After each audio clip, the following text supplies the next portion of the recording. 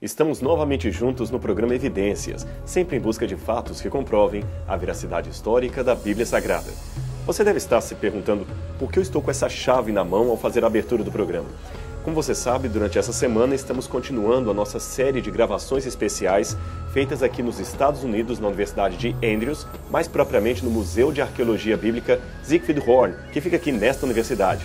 E no programa de hoje eu vou mostrar para você um grande tesouro arqueológico. Isso mesmo, um tesouro arqueológico. Aqui atrás desta porta está uma das mais preciosas seções de todo o museu.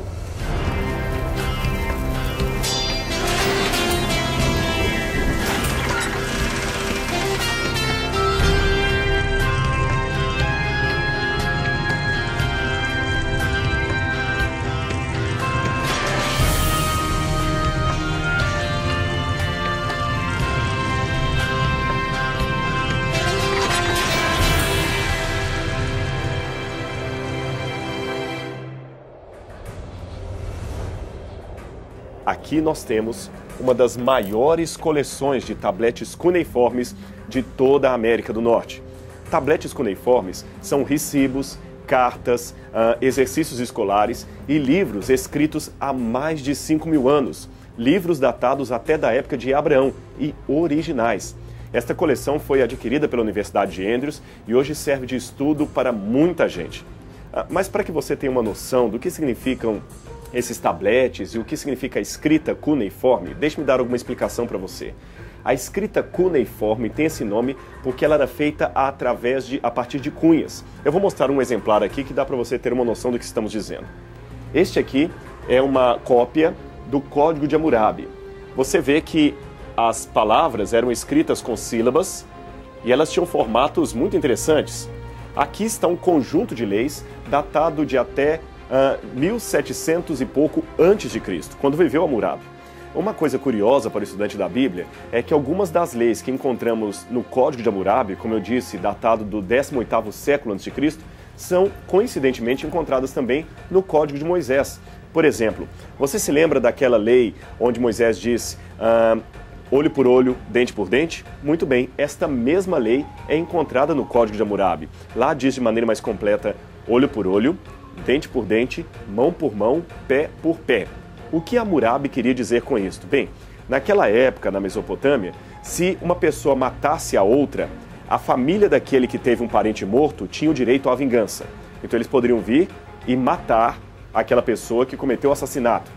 Poderia acontecer que um parente deste novo morto poderia querer vingar a morte daquele que foi morto e novamente matar alguém da outra família. E o outro membro daquela família novamente mataria alguém daqui. Você já imaginou o que aconteceria? Teríamos uma vingança perpétua, que nunca acabaria. Por isso, o Código de Hammurabi colocou uma certa limitação na vingança. Olho por olho, dente por dente, mão por mão, pé por pé. Ou seja, se alguém tirar a vida do seu irmão, a sua família tem o direito de tirar a vida daquele outro irmão. É claro que na época de Moisés, esta lei deveria ter um outro significado. E com o advento de Cristo no Novo Testamento, ela passou a ter uma interpretação adicional e espiritual ainda superior. Mas isso foi apenas uma digressão e um exemplo.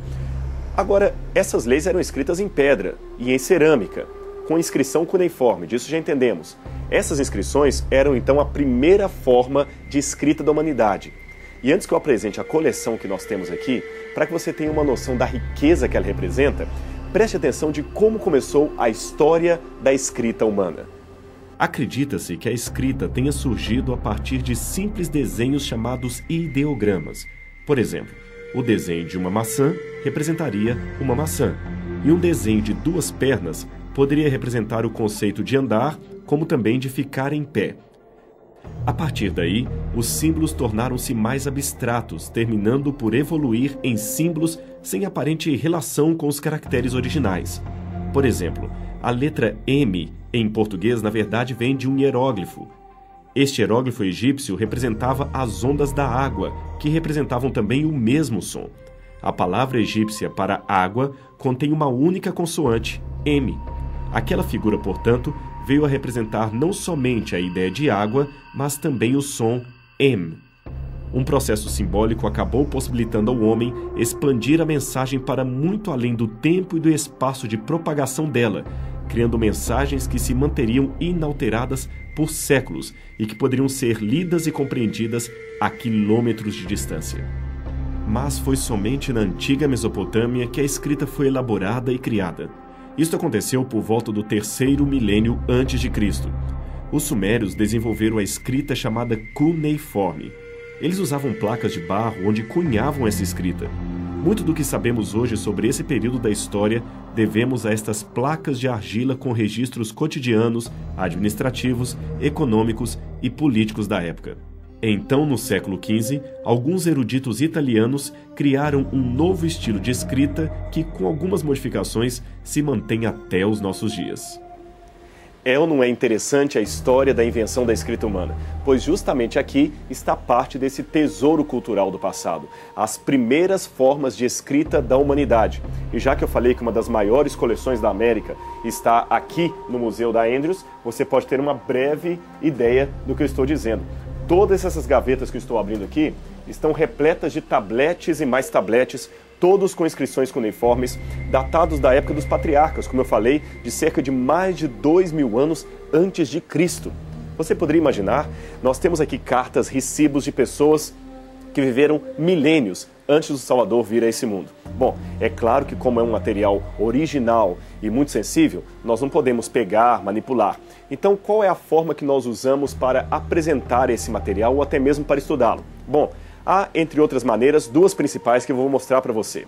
Uma delas é produzindo cópias, como esta que eu tenho na mão.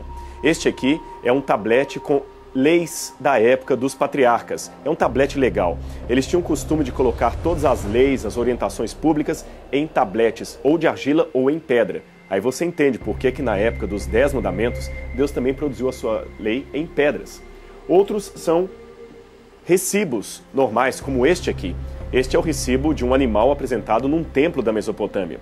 Sabe por que as pessoas tinham tanto agrado em oferecer coisas aos templos? Além de agraciar os deuses, eles também gostariam de ter um desconto nos impostos de renda. Isso mesmo, naquele tempo já havia imposto de renda. E esse tipo de recibo ajudaria no abatimento do imposto de renda. Imagine só, algumas práticas já vêm de milênios. Este aqui é um outro tablete muito curioso. Ele não é um recibo, ele não é uma lei, nem uma carta. Ele é apenas um exercício feito em sala de aula, dos tempos de Abraão, de Ur dos Caldeus. O professor geralmente escrevia nas duas primeiras linhas, como você pode ver aqui em cima, e nas duas leis seguintes, o aluno copiava. Imagine levar tantos livros assim para a sala de aula. Seria curioso e um pouco difícil, não é mesmo? Agora, além desses tabletes feitos em forma de cópia, há um outro trabalho minucioso muito bem feito. Eu tenho aqui alguns livros, como estes, publicados pela Universidade de Andrews e aqui pelo Museu de Arqueologia da Andrews. Esses são livros técnicos e, como você pode ver, eu tenho um deles aberto aqui. O propósito desses livros, deixe-me fechar a gaveta para facilitar para você ver, é copiar todos os tabletes que estão aqui na coleção.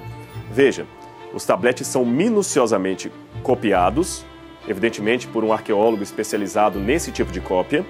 Depois a inscrição é transliterada aqui embaixo, ou seja, com letras do nosso alfabeto, o som é reproduzido. As partes que estão danificadas são deixadas entre colchetes e, a seguir, uma tentativa de tradução é feita. Esses livros técnicos, além de trazer todos os tabletes aqui desenhados, também trazem um índex ou um índice com os principais nomes que aparecem nos tabletes, as principais referências aos deuses. Por exemplo, se você tem o deus Shamash ou o deus Bel, várias vezes mencionados no tablete, alguém teve o trabalho de contar em quantos e quais tabletes o nome daquela divindade aparece, em quantos e quais tabletes aparece aquela preposição, ou aquele substantivo, ou aquele verbo. Assim dá para ter um estudo muito interessante sobre a língua da época, as principais palavras usadas e o modo de expressão daquele povo. Porque, afinal de contas, a linguagem é uma forma de expressar a própria cultura, os próprios valores e os próprios sentimentos religiosos e espirituais. Curioso, interessante, fascinante. Você pode ter uma noção com isso, como é precioso e profundo o estudo da Bíblia Sagrada. Infelizmente, muitos ateus e documentários ateísticos não passam essa ideia para o público. Eles dão a ideia de que a Bíblia é estudada a pontapé por pessoas leigas, sem nenhuma formação cultural, mas como você vê, por detrás de muitos estudos da Bíblia, por detrás de muitas apresentações que chegam prontas até você, existe o trabalho de uma gama de especialistas. Mas, além disso, um trabalho ainda especial de pessoas que não se fiam apenas no intelecto e na especialização, mas também na oração e no pedido de iluminação do Espírito Santo de Deus. Isso tudo me fascina e eu fico feliz por poder compartilhar isso com você aqui do Museu de Arqueologia da Andrews. Mas o nosso assunto não para por aqui. Eu quero que você agora me acompanhe numa outra galeria aqui do museu, onde vamos ver um pouquinho mais sobre inscrições cuneiformes da Mesopotâmia. E eu vou contar para você uma história especial de um tablete que está lá nesta galeria.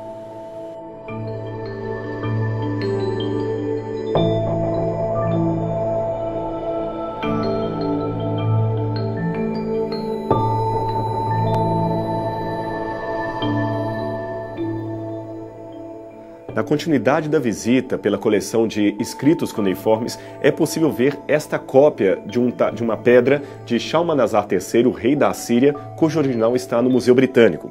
Aqui você pode ver Jeú, um rei mencionado na Bíblia, prostrando-se diante de Shalmaneser III, evidentemente oferecendo tributos àquele rei, àquele conquistador assírio. Esta é uma das mais importantes descobertas arqueológicas que confirma a historicidade de um rei mencionado na Bíblia. Agora, vem comigo que tem uma outra parte dessa coleção mais importante ainda que eu queria mostrar para você. Na verdade, seria a princesa de toda essa coleção que temos aqui no museu. É este tablete aqui. A história dele é formidável e eu quero contar para você.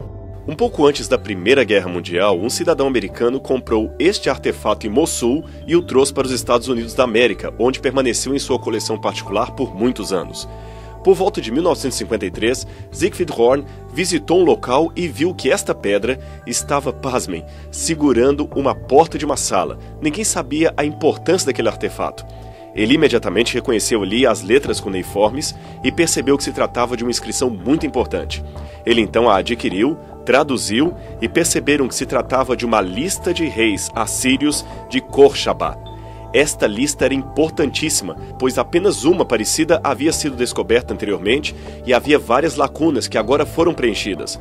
Horn não apenas traduziu a pedra, como também a publicou em conjunto com o Instituto Oriental da Universidade de Chicago. Esta pedra, então, veio para o seminário da Universidade de Andrews e ficou conhecida como o Tablete Adventista do Sétimo Dia. Hoje, por questões diplomáticas, o original desta pedra foi levado para o Museu de Bagdá, mas uma cópia permanece aqui no Museu da Andrews, mostrando a contribuição dos adventistas para a arqueologia bíblica. Mais abaixo, você tem esses dois exemplares muito bem preservados de tijolos de argila, um dos tempos de Abraão, outro dos tempos de Daniel. Ambos, como você pode ver, contêm inscrições. Esta argila era queimada ao sol e muitas vezes feitas em fornos com altíssimas temperaturas. Em alguns casos, especialmente dentre os egípcios, palha era misturada à argila na hora da produção do tijolo. A Bíblia diversas vezes menciona esse tipo de construção, especialmente no caso da Torre de Babel. Esta argila que você vê aqui, ela fazia parte do templo de Ur dos Caldeus, aonde viveu Abraão. E esta outra era do reino da Babilônia e contém o nome de Nabucodonosor. Agora eu quero mostrar para você uma segunda parte da coleção aqui desta galeria do museu. É esta aqui. Ela traz peças de várias partes da Mesopotâmia e também de várias épocas, inclusive da época de Daniel, quando a Babilônia dominou parte da região. Este tablete aqui, por exemplo, é uma cópia das Crônicas de Nabonido. Elas datam do 6º século a.C. O importante nestas crônicas é que até um pouco tempo atrás, ou talvez uns 50 anos atrás mais ou menos, muitos críticos da Bíblia diziam que Nabonido era o último rei da Babilônia. Logo, Belsazar foi uma lenda. Se você pegar a sua Bíblia, vai perceber que, segundo o livro de Daniel, o último rei da Babilônia foi Belsazar. Mas a lista dos reis da Babilônia dizia que o último era Nabonido, e Belsazar não aparecia em canto nenhum. Como resolver o dilema? Bom, a descoberta dessas crônicas mostrou uma oração do rei Nabonido pelo seu filho, Belsazar. Logo, a arqueologia mostrou que havia de fato um príncipe, pelo menos com o nome de Belsazar, que a Bíblia não inventou uma personagem, que ali estava um homem que realmente existiu na história, mas ele era um príncipe e a Bíblia o coloca como rei. O achado de outras crônicas de Nabonido revelou o segredo. O que acontece é o seguinte: o rei Nabonido viajava muito e nessa ausência ele deixava o seu filho Belsazar como um corregente, como o rei da capital no seu lugar. Logo, a gente compreende que quando Daniel decifrou aquela escrita misteriosa na parede, o rei falou que ia dar-lhe o terceiro lugar no reino, não o segundo, porque ele já era o segundo, Daniel seria o terceiro. Nós vemos assim a arqueologia ajudando a confirmar as histórias da Bíblia. Mas não para por aqui não, tem mais coisas. Aqui acima nós temos vários outros tabletes cuneiformes, semelhantes àqueles que já mostramos, e estes aqui em forma de cone são muito interessantes. Alguns desses tabletes eram usados como alicerces ou como pedras fundamentais de muitas casas, e alguns trazem orações ou declarações volitivas, ou seja, uma oferenda a algum tipo de divindade em especial. Muitos desses tabletes são da época patriarcal.